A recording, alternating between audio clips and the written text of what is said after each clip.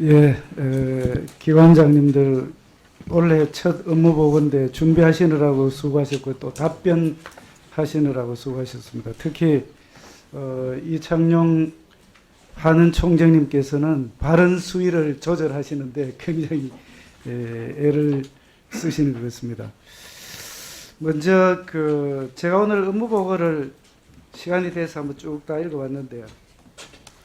현 경제 상황, 통화정책 운용, 최근 가계부채 및 취약계층 상황, 최근 국내외 금융시장 상황 및 대응인데,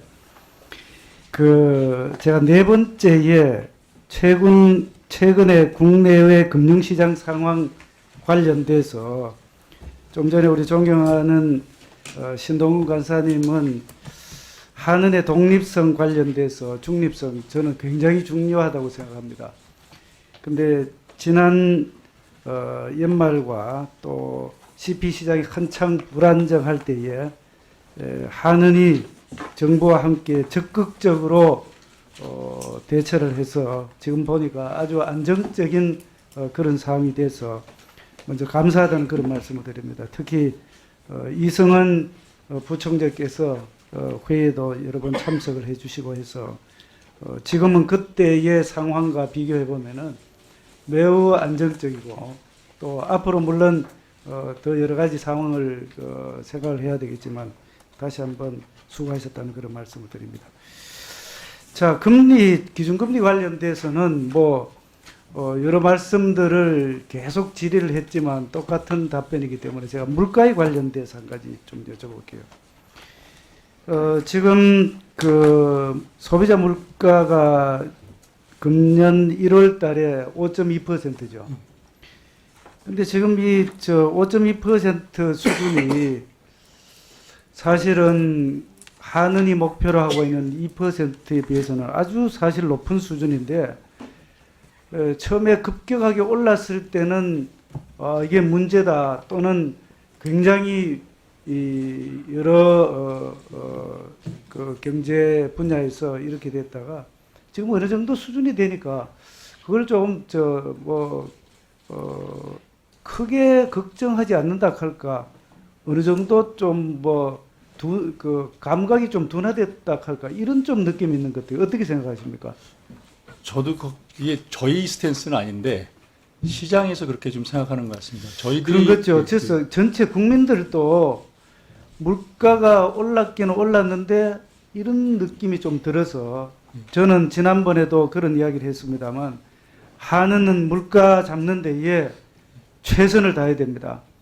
그리고 금융 안정도 해야 되고 경기 침체도 생각을 하지만 그 부분에 대해서는 이게 언제 어떻게 될지 모르는 그런 상황이기 때문에 확실히 잡아주셔야 된다고 생각하는데 어떻게 생각하세요? 존경하는 위원님 말씀하신 대로 한국은행은 다른 어떤 목적보다 물가 안정을 중장기적으로 2% 목표 수준으로 내려가는 것을 우선하고 있습니다. 예. 한 가지 이거는 지금 제가 말씀드리는 게 우문이 될 수도 있지만 이 부분은 우리가 좀 생각해야 될 것입니다. 소비자 물가 제가 11쪽을 이렇게 보면은 자료를 보셔도 좋습니다. 거기에 앞으로 물가 오름세가 둔화 흐름을 이어갈 것으로 보이나 향후 물가 경로상에는 두 번째 공공요금 인상 관련 내용이 있습니다. 난방비가 총재님 공공요금입니까? 난방비는 공공요금이 아닙니다. 난방비에 직접적 영향을 미치는 가스 요금이 공공요금입니다. 왜냐하면 공공요금이라 하면 정부 지방자치단체 또는 공공기관이, 공기업을 포함한 공공기관이 이 생산 또는 제공하는 사용제적 재화와 용역의 가격을 공공요금이라 한다.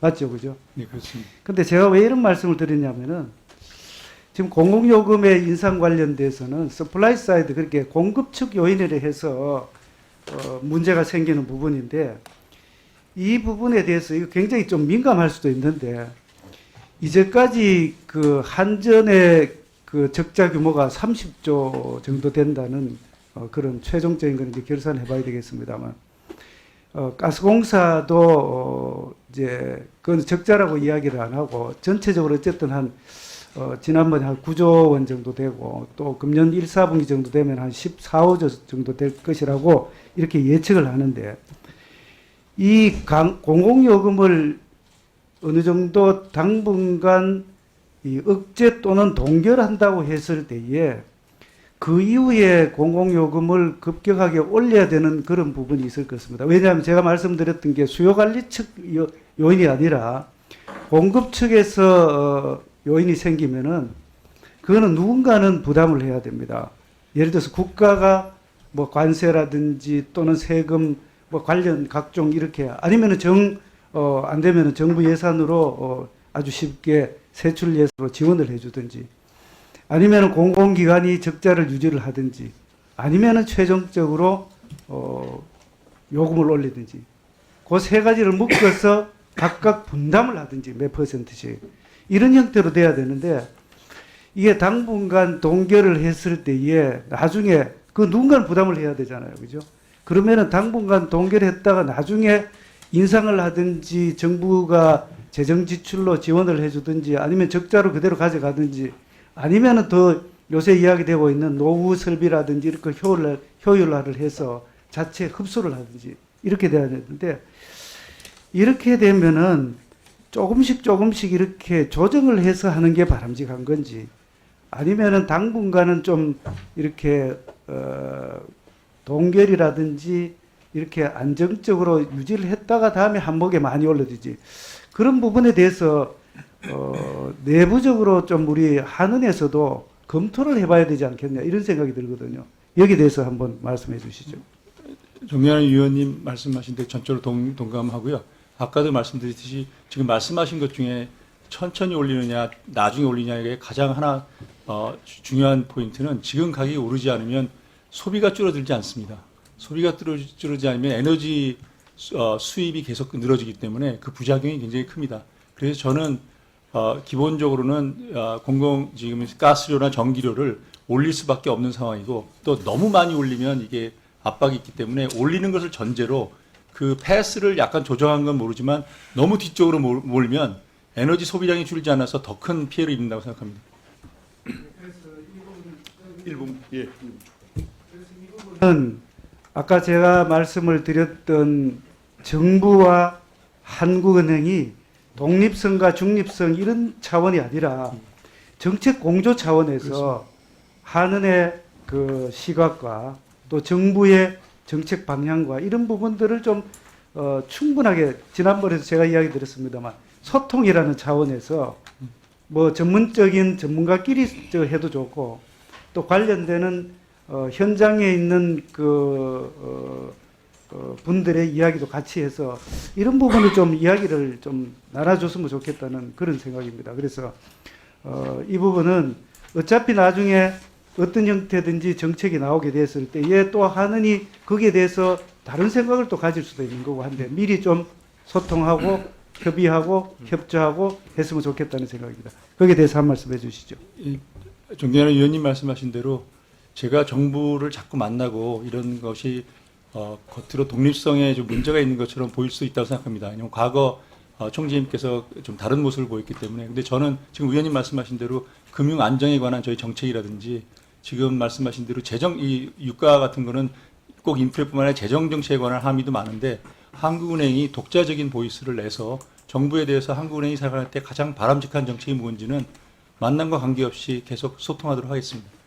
독립적이냐 아니냐는 제 임기가 끝났을 때 평가해 주시면 좋겠습니다.